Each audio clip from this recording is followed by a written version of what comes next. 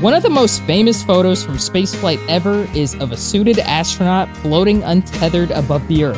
You've all seen it, but you might not know that the astronaut inside that suit was Bruce McCandless II. Well, today we talk to his son, Bruce McCandless III, who's about to release a biography of his father called Wonders All Around, as we hope to learn more about the person inside the suit. Plus, all the news, sport, and weather forecasts from the world of spaceflight. As we're beginning to approach 1 year of podcasts, please consider joining our Patreon page for plenty of extras and goodies.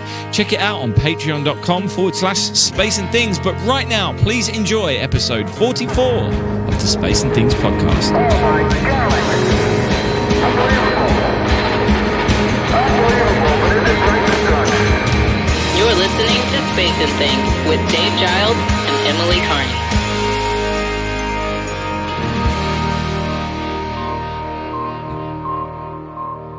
I'm Emily Carney. And I'm Dave Giles. Right, before we get started, there's something I want to talk about. One of our Patreons and biggest supporters, Brittany Phillips, who you may know as future teacher in space. Now, she's doing something really special. She's a high school engineering teacher just outside of Nashville in Tennessee, and she's so passionate about educating and inspiring her students about spaceflight and STEM. Now, you would have heard us talk about analog missions in past podcasts where things are simulated on Earth, which may happen in space. And Brittany is about to do one of these missions. She's going to the high seas habitat in Hawaii to simulate what it's like to be isolated on the moon or Mars for a long period of time. And the whole thing is to help inspire her students, which is absolutely amazing. Now, it looks really cool. Yeah, exactly. It does look really cool. Now, she is trying to raise $1,000 to help her get there and all that kind of stuff. And she's set up a little crowdfunding page. And I'm going to put the link in the description. And I'd like to think that some of you, if you're willing, would check it out and potentially donate to her for this, because I think it's a really cool thing that she's doing, and she's doing it for the right reasons. So if you're willing, check out that link. But for now, let's just get going with the rest of the show. Yep, absolutely. Well, it may have been one small step for Neil, but it's a heck of a big leap for me. So when I was a child, I got to go to Kennedy Space Center, and I managed to talk my mum and dad into letting me get 6 large prints, which we had to somehow try and get home back to England. I think we put them in a tube, managed to get into one of the suitcases, and then obviously had to try and straighten these up back home. We put them underneath a mattress for a while, I think, and then they went up on my wall until I left home. I think they even came with me afterwards at first until they eventually wore out. So these were like iconic images. There was Earthrise, the Blue Marble, one of the Hubble prints, a shuttle launching, a shuttle landing. Shuttle was the big deal at the time. And the one of the astronaut hanging above the Earth, untethered, the ultimate spacewalk experience. But I'm ashamed to say that I didn't know the name of the astronaut in that suit until about 5 years ago. Or perhaps someone once told me, or it was on the back, but it just didn't stay with me. I'm almost certain that I wasn't the only person who had this photo on their wall who also didn't know who that person was or anything about them. Yeah, funny thing is, I'm pretty sure I had the same poster. I had the poster of my wall on my wall of the famous spacewalk.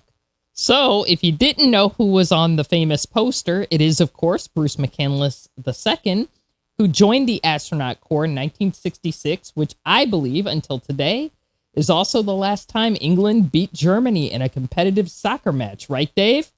Yeah, well, you're kind of right. In a competitive competition, yeah. So, yes, it happened today. It's good news. First time since we won the World Cup in 1966. Anyway, let's moving on.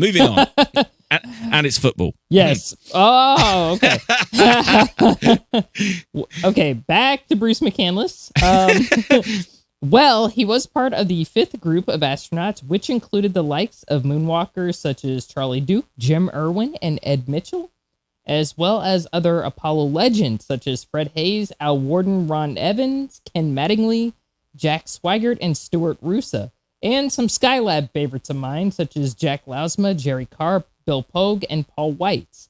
But one of the last members of his class to receive a flight was Bruce McCandless II, who had to wait 18 years before getting his first flight on board the Space Shuttle Challenger for STS-41B, the flight where he was captured in that famous picture, becoming the first astronaut to perform an untethered spacewalk.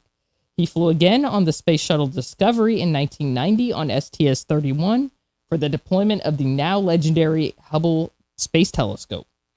And today we are joined by his son, also called Bruce, who is just releasing a brand new book all about his father called Wonders All Around. So let's hear from him as we try and learn more about the man in the photograph. And we're getting a picture on the TV. There's a great deal of contrast in it, and currently it's upside down on our monitor, but we can make out a fair amount of detail. Hello, Bruce. Thanks so much for joining us on the podcast. Now, I'm about 8 chapters through this book, and I am absolutely loving it. But Emily's read the whole thing, so I'm going to pass over to her for the first question. Now, of course, it's almost like a softball question. Everybody's familiar with your dad from the poster. I think all of us space nerds had the famous photo on our walls, and I think to a lesser extent, people are familiar with him from Apollo 11, the movie that came out a couple years ago, because he was one of the stars of that film. But there's a lot of programs at NASA. I mean, he was there for quite some time that people are not, they don't know he was involved with, or can you talk a little bit about that? Yeah, absolutely. You're right. So he his first sort of claim to fame was working as Capcom for Apollo 11, and as you point out, a lot of people know him from the STS-41B mission when he tested the manned maneuvering unit. But he was at NASA for 24 years and got involved in a bunch of different projects, and one of them in the early 70s involved America's first space station, which was called Skybase or Sky Camp, I think. Something. I'm not bringing up the. Do you remember that one, Emily? I'm gonna get dinged. Skylab, and so when as you know, when Skylab was sent up, the uncrewed mission, there was some damage to the vessel, and it lost its micrometeorite shield, and one of the solar arrays was lost, and the other one wasn't working, and so he was on the backup crew for Skylab. I guess you designated Skylab 2, the first crewed mission, and he and Rusty Schweikart and Story Musgrave were frantically busy trying to engineer fixes for the problems they could see on Skylab, and as you know, they were successful in doing that. And of course, Joe Kerwin and Paul Weitz, and gosh, I can't remember the commander of that first mission. It was Conrad. Was it Pete Conrad? Yep. Yeah. Okay. They were able to sort of almost miraculously fix those problems and get Skylab's temperature stabilized, and Skylab became a real triumph for the American space program. Not as well recognized or remembered as it should be, but went on to become a real milestone. And Emily, you and I have sort of talked about this. Apollo was great, but in large part it was almost politically focused. A lot of that was about beating the Russians and just showing folks that we could go to the moon. Whereas Skylab was something new, and it was an attempt to use space and our presence in space for more benign or more productive purposes. I think not that Apollo was in any way faulty. I'm just saying Skylab was this attempt to start studying Earth and the sun and human physiology, and it was a fascinating project, as you, as much as anyone, has been able to point out. So he was involved in Skylab, and later became involved in the design and deployment of the Hubble Space Telescope, and later actually the repair, which is something a lot of people don't know. He went up with Lauren Shriver and Charlie Bolden and Steve Hawley and Kathy Sullivan on STS-31 in 1990. They deployed the satellite, returned home as heroes, only to find out not long afterward that Hubble wasn't functioning the way it should. He actually left NASA in August of 1990 and immediately went to work for the Space Telescope Science Institute and their panel that had been set up to figure out ways to fix Hubble. And he ended up being intimately involved in that whole process. And as you know, NASA in 1993 was able to get up with Story Musgrave and some other folks and fix that big main mirror, make some other repairs, and lo and behold, after that and other servicing missions, Hubble is still up there. It's in trouble right now. We don't know what's going to happen to it, but it's been up there for 31 years and produced some pretty magical moments and some great science. Yeah, I mean, I'd say of all those projects, I mean, Hubble may have been the one that Bruce McCandless II was proudest of in terms of his involvement in the productivity. Well, you just answered my next question, which was going to be, what was he most proud of? Because obviously he is most well known for that photograph of his spacewalk with the MMU, and it's an iconic photograph. So therefore, he's an icon. Did he ever feel iconic? Yeah.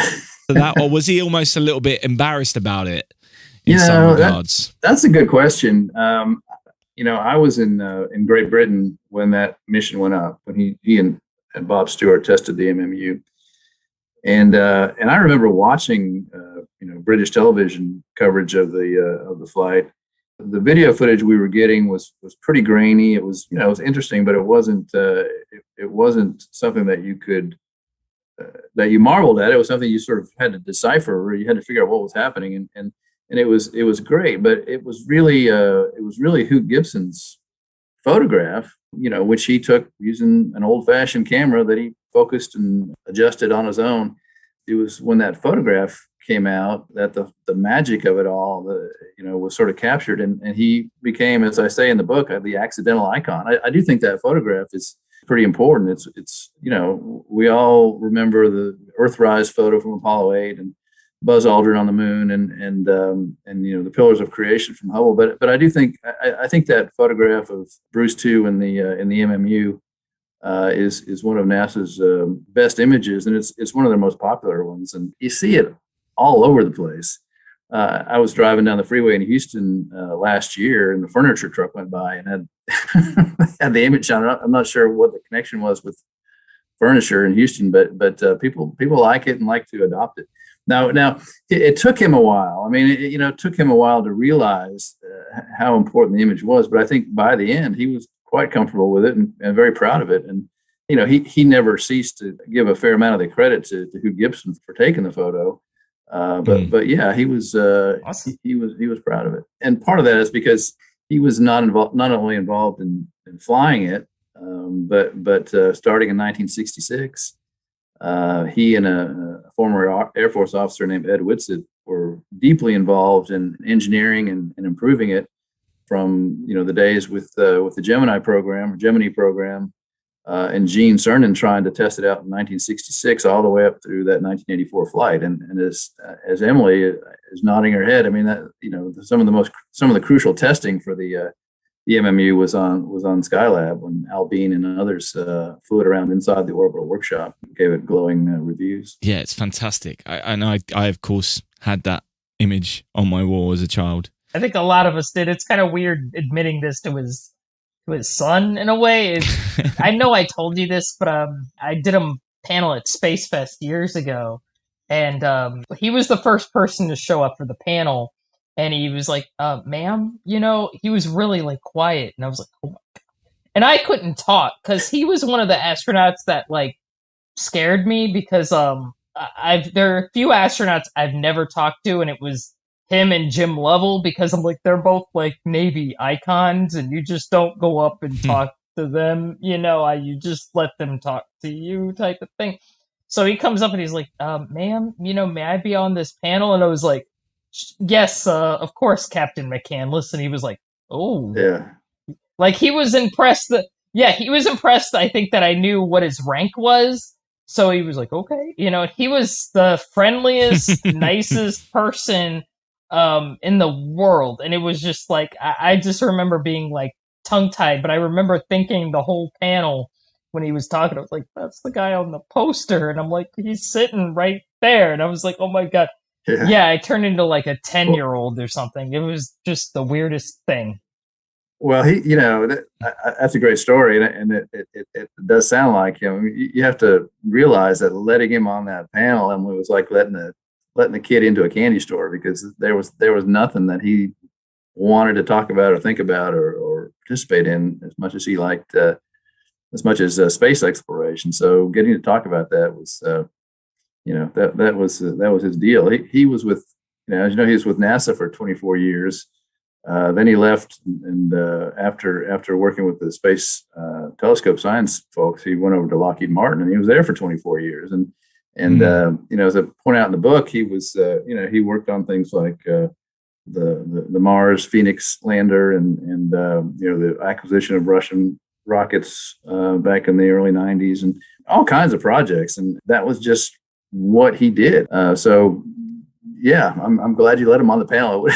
He would have been very unhappy if you had. I wasn't going to say no. I wasn't going to like, no, of course not. I don't even know who you are. Like, of course not. No, he was gracious and just like, may I be on this panel? I was like, why wouldn't I let you on this panel? I know what you mean. You didn't get to be a captain in the Navy without having a little bit of a, you had to be able to project a little bit of, I'm not going to say menace, but a little bit of sternness. And so, I can see where that demeanor, that no nonsense demeanor sometimes was evident for sure. So obviously this new book is coming out. What made you want to write this book? Did your father ever want to write his own book, or did he just never get round to it? Is that one of the reasons you wanted to write it, or was this because you felt that the story hadn't been told? Yeah, it's a little of both. Emily's story is a good one because it points out that my dad had a healthy ego. He was a smart guy. He knew he was a smart guy.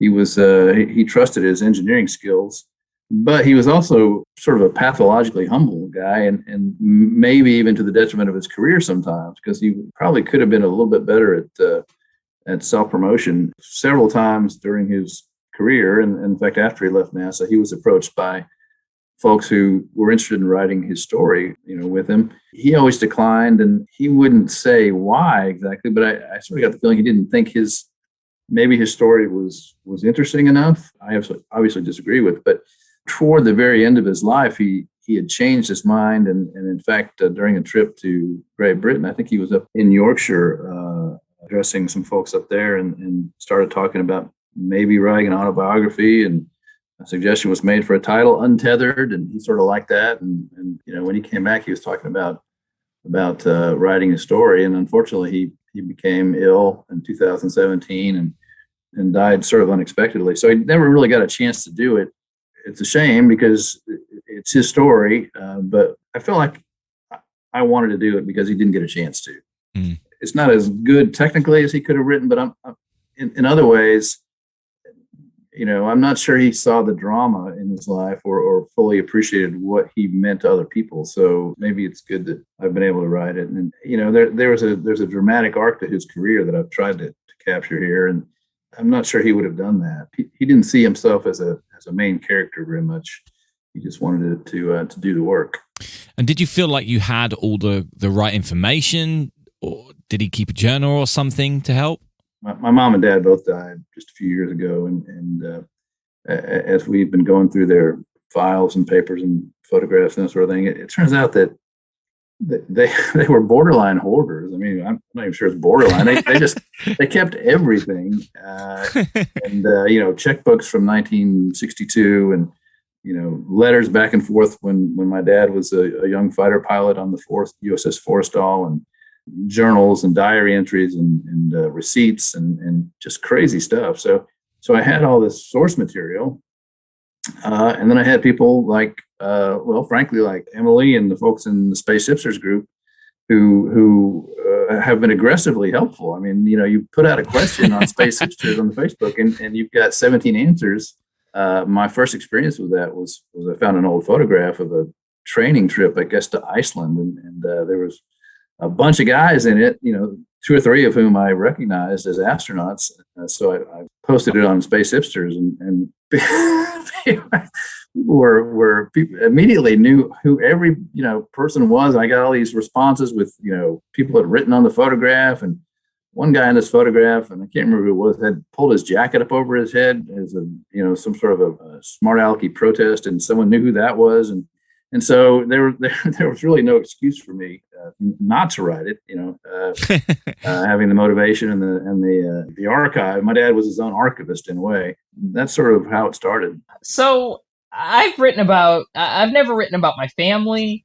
I've written about sometimes people I've never met, and I find myself after a while, you do develop sort of an emotional, I guess, attachment to them. Even if you've never met them, you kind of get inside their brain, and you're like, man, I really empathize with this person, or you kind of get sucked up into their story. Your book, obviously, you're writing about your family. You're not just writing about your father. You write about your sister, and you write about your mother, and sort of your family relationships as well. What were the challenges of doing that? And what were the good parts of doing that as well? I don't want to make it sound like it was all difficult or something like that. Well, it is a little difficult. And you're sort of opening up this whole vault of recollections and emotions, good and bad, and some days it seems like a better idea than others. My dad was an intriguing character, and it was always challenging to write about him. My mother was a little bit easier. As you can probably tell from my book, I have a lot of admiration for my mom, and in fact for all the astronaut wives who basically held their families together during those days, and then my sister and I are still close, and so that was fun and pretty easy too. As you point out, there's a couple of chapters about my family and about growing up in that area in that particular time frame, 1969, 1983, something like that, before I went off to college. And I asked myself the rhetorical question, but why are you writing about this? Why is it that someone who's interested in space exploration and or Bruce McCandless would be interested in this? And it's really the only way I knew how to write about it, because I'm not big on the technology. I'm not. I don't know orbital mechanics. I don't know the history of all the technical innovations that went into spaceflight. What I do know is how it felt and what was happening with our little group, our little family there in south of Houston, near the J. Johnson Space Center back in the early 70s. And it was a weird time. I mean, I tried to point that out in the book. It wasn't a happy time for the country, and it wasn't always a happy time in the area where we lived. I give my mom and dad a lot of credit for sticking together through a time that wasn't easy for couples and marriages, and a situation that wasn't easy. I guess it's a debatable choice in terms of what I wrote about and whether that stuff should be in there. But like I say, it was the only way I really knew how to tell the story. Well, I'm really glad that you did do it that way, because it's enabled me to get to know him even better as a person.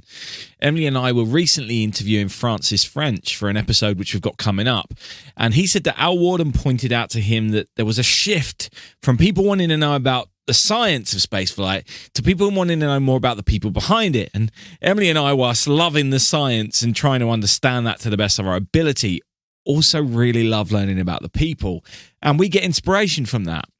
And I'll give an example here, but I would have had no idea that your dad was at the center of so much history without reading this book. As a small child, he witnessed one of the biggest events in American history. As a naval officer, he was there for one of the biggest events of the early 60s. He was friends with someone who ran for president. Yet he himself was the man in that photo, and the voice of Houston when Neil Armstrong said, "That's one small step for a man." As his son, were you conscious of all of that? Or looking back, are you now in awe of him for all of this? Especially when you add on to the fact that your grandfather was also hugely famous in his own time for his own achievements. Yeah, well, that's those are great points. So I'll just say, no, I wasn't aware of all that, and I learned a lot writing the book. I'd heard some of the stories, but finding an essay written by my dad's mother about Pearl Harbor experience, and then seeing the letter my dad wrote himself in connection with what could have been a military intervention, and then seeing, finding out about the fact that, John McCain and John Poindexter, who was a major figure in American foreign policy back in the 80s, and Bruce McCandless were all there at the Naval Academy at the same time, and all these things. I mean, it is kind of astounding in a way to see all these connections, and there's an even weirder story in that one, an older one that relates to Wild Bill Hickok, and the fact our mutual ancestor was one of, if not the first victim of a gunfight with Hickok. Although actually in this case there wasn't a gunfight; it was simply an ambush that resulted in the death of Dave McCandless and the family moving from Nebraska to Colorado. So yeah, I think it's an interesting story, but it's not one that my dad ever was able really to verbalize. And I don't know if he thought all this was sort of a matter of course or what, but I mean, it's a cool story. There's lots of interesting little intersections of history in there, and I knew some high points, but I certainly didn't know the detail that I've learned in writing the book. It strikes me, and this can sound very wrong, and I hope I get this out right, that your dad is the intelligent version of Forrest Gump. Yeah, that's in the sense that when you watch Forrest Gump, he seemed to be in the middle of the action all the time, but he wasn't aware of it. But obviously, your dad's super intelligent, boy with two brains, as he was once called. Yeah, that's funny. And he just happens to be at the senior at the Naval Academy when Sputnik, quite literally passes overhead, and he's also the president of the radio club, and so he runs up to his room and hooks up the radio receiver, and he and his buddies listen to Sputnik beeping as it goes by, and he later joked that beep beep beep was Russian for "we will bury you," and like a lot of Americans, he was suddenly determined that the Russians weren't going to be able to take the high ground unchallenged. Yeah, he'd been flirting with the idea of going into the submarine force, but at that point, switched back to wanting to fly and go into space. Although, of course, no one really knew what it was going to take to go into space. But piloting seemed to be a better idea than going underwater. So yeah, Emily, you can probably speak to that. I don't know. You've done some submarining, right? I've been in a sub plant before. I was not stationed on a submarine only because at the time women weren't allowed to be on submarines. I think they are now in at least a limited capacity. But I was on a carrier, but I was basically on a submarine because I was probably under the waterline or pretty dang close to being under the waterline. Yeah. It was probably submarine and I didn't see any sun for like 6 months. So close enough. That's close enough for sure. Okay, this is actually a serious question. I read Patrick Mullane, or actually I haven't read all of it yet. I need to get and do it, but I've read parts of Patrick Mullane's book that he just did. The Father, the Son, and the Holy Shuttle. At the beginning, he talks about his dad had a shuttle pad abort, and I mean, it was just terrifying for his family. Like, he honestly thought, oh my God, Dad blew up on the pad or something like that. I mean, reading that, I honestly was like, I think really the bravest people weren't inside the shuttle. I think they were the people on the ground. I think it was the families, because I don't think I could have done that and just stayed level-headed. Can you say how it affected, you or your family, and how did people cope with that? Because that to me, I mean, I don't know if everybody can deal with that kind of feeling. Yeah, well, that's a good question, but I've read Patrick's book and I really enjoyed it, and he does a particularly good job. And I think that's the very first chapter of the book, right? Yeah, and pretty gut wrenching. But I have to say, I was considerably older when my dad went up in '84, his first flight, and I wasn't even in the country. So it was the experience was a lot different for me. And I will say that at that point we hadn't had a fatality in space. The American space program hadn't, anyway. I probably didn't appreciate how dangerous the whole thing was. In the abstract, I guess I was a little bit apprehensive, but it wasn't. I didn't feel physical discomfort as a result. Now my mother was a different story. She was an Olympic caliber warrior. My sister tells me it was very hard on her. I mean, she worried when my dad, went to work in the morning, much less went into space. So yeah, it was hard on her. I did go to the launch in 1990. I got really nervous and worried, and then of course the launch was postponed, so nothing happened. And then we came back, and I think it was a couple of weeks later, and you go through the whole process again. And it's a little less nerve-wracking, and it happens. I have to say I'm not the best authority on that. Like I say, I was a little bit older. I wasn't particularly scared about it. You got to be a little bit when you get out there and you hear the noise, and it's a pretty awesome experience. So you can't help but be a little bit moved by it. But Patrick's a much better authority on that subject than I am. So what you've just touched on there leads me on to my next question, and I'm not even sure if you're the right person to ask, but it strikes me that there's a whole study that could be done on the mental health of astronauts of that era. They're all such stoic men who wouldn't want to show any weaknesses, but in the case of your dad, you have a man who is super high achieving, very intelligent, son of another man who was also really high achieving in his field. He joins NASA, is involved with the Apollo program behind the scenes, gets a backup crew for Skylab mission, but ultimately has to wait 18 years for his first flight. And that's a huge amount of time, and the impact on his mental health must have been huge. And yet he was able to power on. Now, I'm wondering, did you see things which concerned you with regards to his mental health, which today may be spoken about completely differently than, well, they wouldn't even been spoken about at all at the time, I guess? Well, that's a great question. I do touch upon it a little bit in the book. I think he was frustrated. He was disappointed.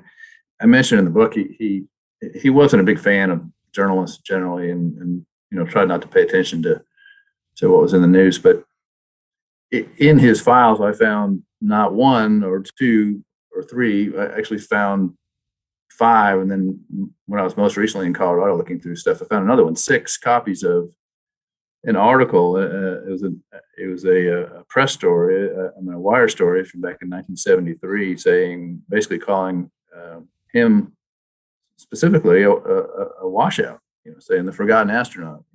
The way it looks now, Bruce McCandless will never fly. And as you point out, he joined NASA as not only the youngest member of his class, but he was the youngest astronaut for a while, and a little bit of a prodigy, and had the great success in being named Capcom for Apollo 11. When Neil and Buzz stepped on the moon, and then something happened, and I talk about that in the book. But his career was basically sidetracked, and he had to wait a long time. And during that, in the period you're talking about, is that sort of that wandering in the wilderness period where he hadn't gotten a flight when people were going up, and it didn't look like he was going to get a flight. And how do you deal with that? But I think he was able to channel that in mostly healthy directions in terms of he was hard on himself, so he put pressure on himself to do more. I mean, I remember going to when I was a kid, the Houston Aeros, where it was an expansion. There was a new hockey league, and there was an expansion team called the Houston Aeros, and Houston had never won anything in professional sports. We'd never won a championship. So when the Aeros with Gordie Howe, their great player, made the championship series, I was there with my friend Robert for the championship game, and my dad took us, and we were there, and everyone was excited, and it was a great game. And at the end, Robert and I and various other fans in the city of Houston ran out on the ice and circled the ice screaming and yelling, and eventually went back to find my dad, who had been sitting in his chair the whole night studying Russian in hopes of getting an Apollo Soyuz mission slot. No matter the surroundings, he was just intense on working. I'm not sure he knew even who had won that night. So certainly frustration is not good for your mental health, and there was a fair amount of that. But to his credit, I don't think he ever sought help. That would have been unlike him. Yeah. That wasn't what I was getting at. Definitely didn't expect him to have ever looked for professional help with this regards, as that would have gone completely against what those men were like in terms of showing weaknesses, etc. Yeah. But I do think it would be an incredible thing to study. How did they find the coping mechanisms to get them through adversity or setbacks or long hours and overworking or whatever it is? I think so much could be learned from that for people like me. And let's be fair, 18 years is an incredibly long time to wait for a flight. An incredibly long time. Like, ridiculous. Yeah, I agree. And it's a great, don't be wrong. It's a great question. I'm not equipped to answer it. And you're right. I mean, men in that generation, in their more candid moments, and some of the astronauts, in fact, say, look, we just weren't brought up to know how to deal with some of those things. And so, for better or worse, and sometimes it was worse, we turned to other things. I mean, it wasn't always healthy for sure, but he managed to deal with it somehow and to move forward and things worked out for him. It doesn't always, but it did work out in this case. Right, on a lighter note, I look at your background now as we're on this Zoom call, and you've got a lovely space background and some nice models there. Yeah. Have you, as a son of an astronaut, have you always been a space nut, or was it difficult for you to accept the space world? No, I was not, and in fact, maybe that's one reason why I've learned so much in writing this book. It was impossible to escape some aspects of it. There's a story in the book about the early days of the shuttle, when they were still I guess NASA was still trying to figure out what to call it, the best name for the shuttle. After it was, I guess, winnowed down from the space transportation system, and I remember sitting around the table trying to come up with names for the shuttle, and we came up with some really, really bad names, like Cosmic Carry-All and stuff like that. Dad, I actually found the piece of paper that he wrote these names down on it. So, no way. So you couldn't escape from it altogether. And whenever I was home in the late 70s, early 80s, there was conversation about either the MMU or later the Hubble Space Telescope and Solar Max, the A-Link satellite that they were going to use the MMU to go get, that sort of thing. So I mean, I managed to absorb some of it without really trying, but there are so many people out there, I've found out, who know so much more about the space program. It's been very humbling. Although, I mean, it's been extremely helpful because, like I said, you can always call on Emily or Dwight Benecke to talk about Skylab, or I've actually through Space Hipsters, I've talked to Jack Lausma and Fred Hayes and some of those guys. So that's been awesome. It's been great. I have one more question, and it's actually kind of a fun question. So, okay, let's just say there's an alternate timeline, alternate history. It's sort of like For All Mankind, Let's say Skylab, Apollo, and Shuttle flew during the 1970s. What do you think your dad may have flown? I think he was a Skylab guy. He did get to go up in the shuttle. One thing that always disappointed him, though, was that for whatever reason, he never really got the respect he probably deserved for being a pilot. I mean, there was an evening I remember when I was talking to Vance Brand, who was the commander of STS-41, and he said, your dad eventually made himself into a pretty good pilot. And I thought that was such a strange comment.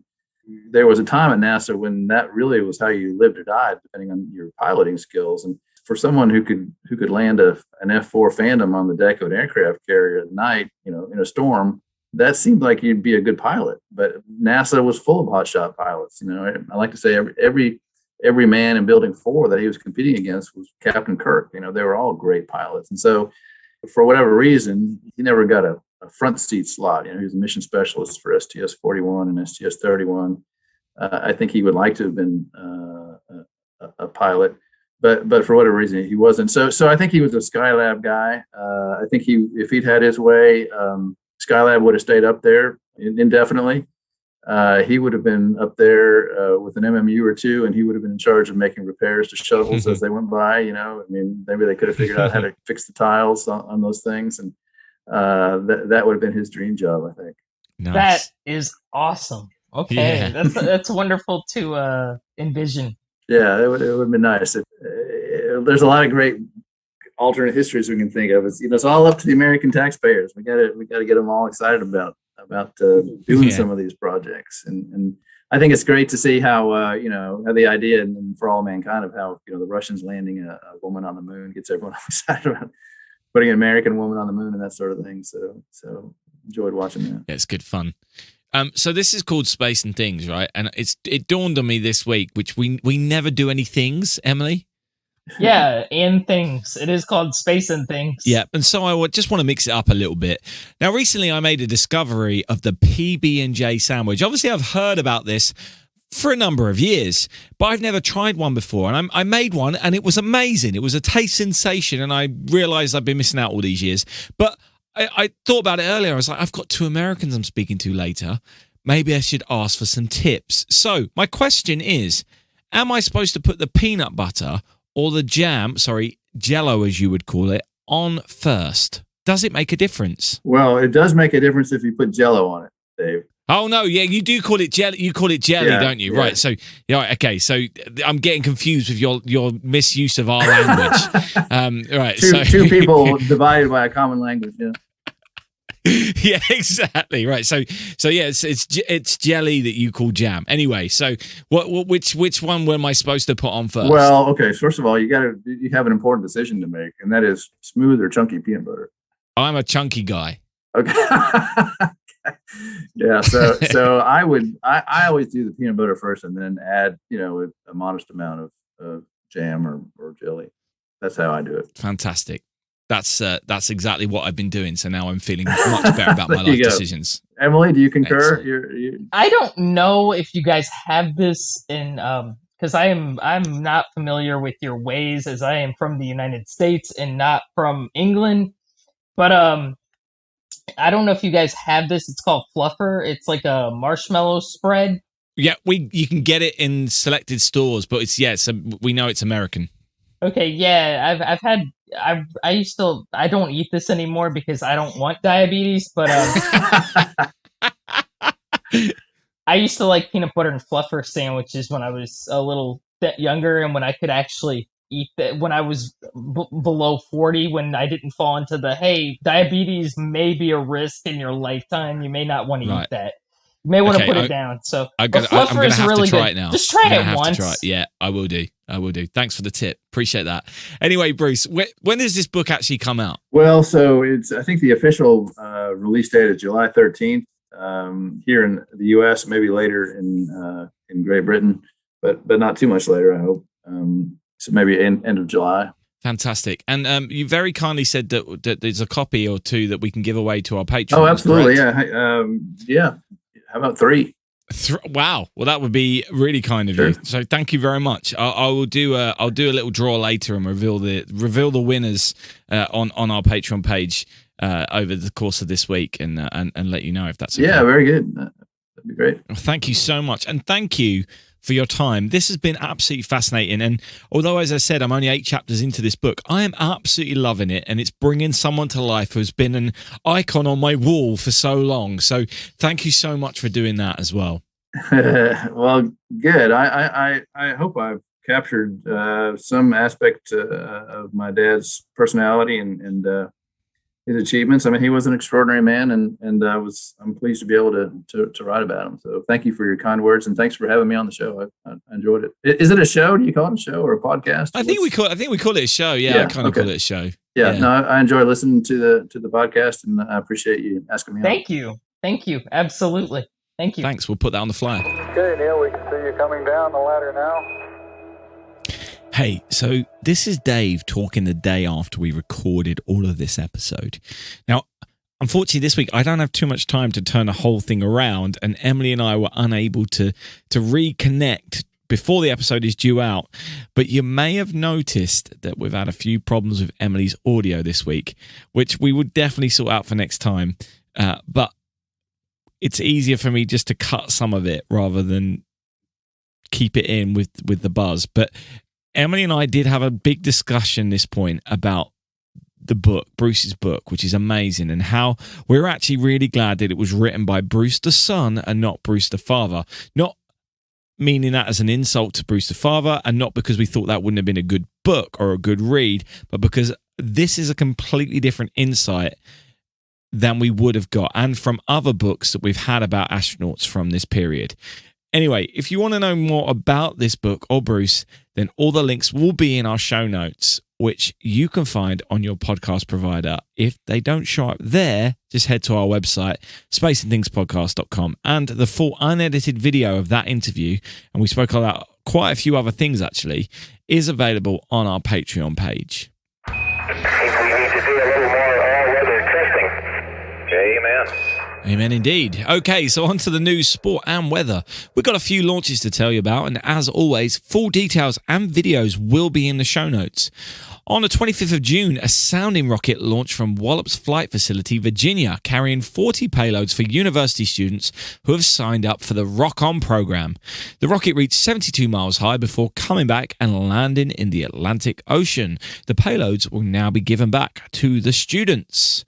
Also on the 25th of June, the Russian Aerospace forces put a couple of military satellites into orbit after launching a Soyuz 2.1B rocket from the Plesetsk Cosmodrome in Russia.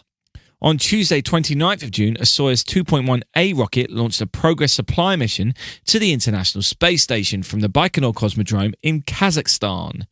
On Wednesday, the 30th of June, Virgin Orbit put 7 satellites into orbit using their Launcher 1 rocket, which is launched mid-air from the underside of a modified Boeing 747 called Cosmic Girl. This was the second successful mission of this rocket after the first one failed back in May 2020. And they're aiming to be able to do 6 of these missions a year. Also on the 30th of June, SpaceX launched 88 satellites into orbit on a Falcon 9 rocket from Florida, with another successful landing of the first stage as well. This mission was scrubbed the day before after a small plane entered the safety zone moments before liftoff. Now, this was the second of the transporter rideshare missions, with the previous one delivering 143 different satellites into orbit. It's also SpaceX's 20th mission from Florida this calendar year and the 4th this month. On the International Space Station, we've had another spacewalk to deploy the second of the new solar arrays that will update the power supplies at the station. We spoke about this in much more detail last week, but this is the second of 6 new arrays which are now in place. Also, while we're talking about the ISS, Tide, the laundry detergent. Why am I laughing at this? Oh my God. I knew you'd laugh. I knew you'd laugh. I knew we wouldn't be able to get through this seriously. I'm not going to do this. I'm not going to be able to do this. Tide, the laundry detergent company, has partnered with NASA to develop a detergent to be used in space. I knew you could do it. Amazing. Currently, astronauts in space do not have the ability to clean their clothes. They wear them all the time and discard them for new ones. That's kind of stinky. Yeah. Obviously, this isn't a sustainable approach, and with longer missions on the horizon to the moon or Mars, this could be a useful development, even if it may seem a little bit silly. Oh my God. Okay. Ah, yes, laundry in space. Anyway, meanwhile, in Europe, the European Space Agency, or ESA, received a record number of applicants in its recent search for new astronauts. 22,000 people across the continent applied to join, which is nearly 3 times as many as the last time the books were open in 2008. It's also worth pointing out that 5,419 of those applications came from women compared to 1,287 in 2008. So while there is growth in that department, which is slightly higher than 3 times the amount of before, it's still considerably lower than the number of men. Clearly, there is still a long way to go in terms of making women feel like space is as open for them as it is for men.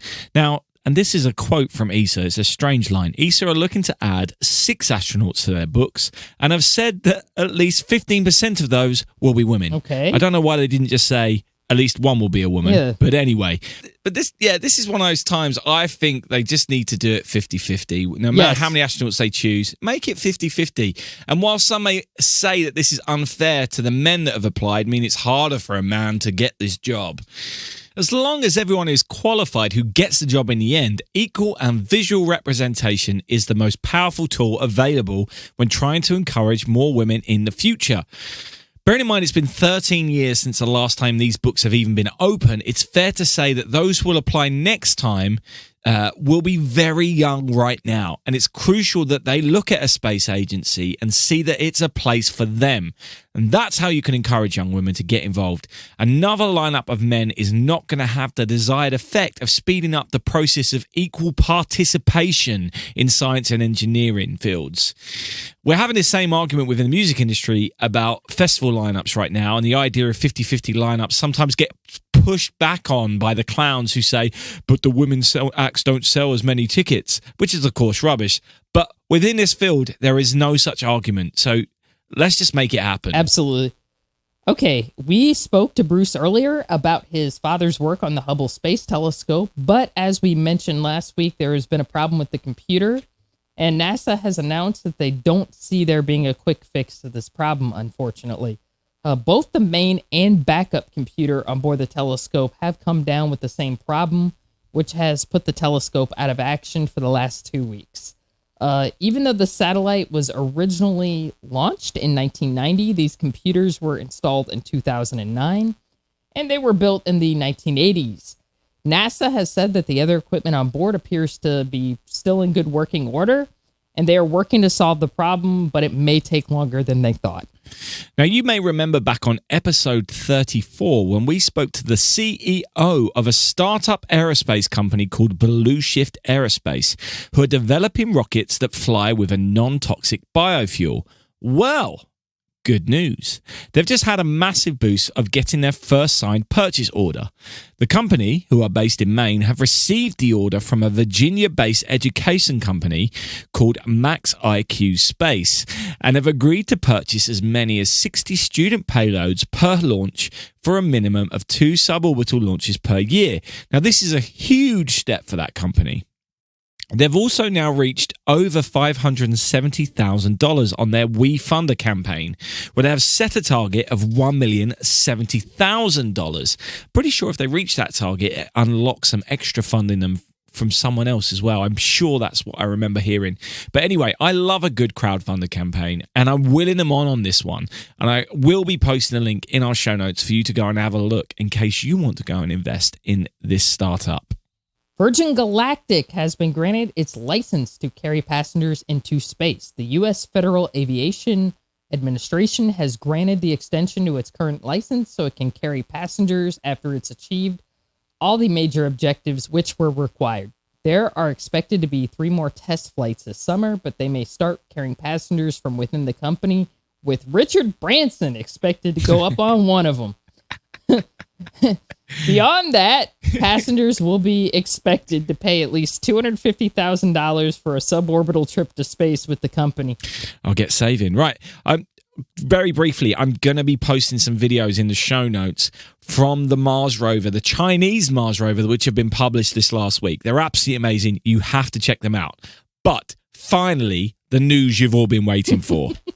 The results of the naming of the mannequin, which NASA are going to fly to the moon. After 2 weeks of votes, Commander Moonikin Campos will be riding on Artemis 1, the uncrewed test flight of the Space Launch System. The name is a dedication to Arturo Campos, who was a key player in bringing back the Apollo 13 mission back in 1970. So the Moonikin will be fitted with various instruments to measure radiation and acceleration data. And the mannequin has been used before in other vibration tests for the Artemis program. And it will be joined by 2 female-bodied mannequins called Zohar and Helga, who were named by the Israeli Space Agency and the German Aerospace Center, respectively. Campos, Zohar, and Helga. Quite the crew there. Yes, absolutely. And they will be carrying with them some Tide washing detergent. Yes, some Tide Pods. Tide Pods to keep themselves extra clean. You smeared up my windshield, you dirty dog. Yeah. Thank you for joining us this week. We hope you enjoyed learning more about Bruce McCandless II, and hopefully it will make you think differently next time you see that photograph. And don't forget to help our non-existent marketing department by hitting that share button. But remember, in space, no one can hear you stream. Space and Things has been brought to you by And Things Productions.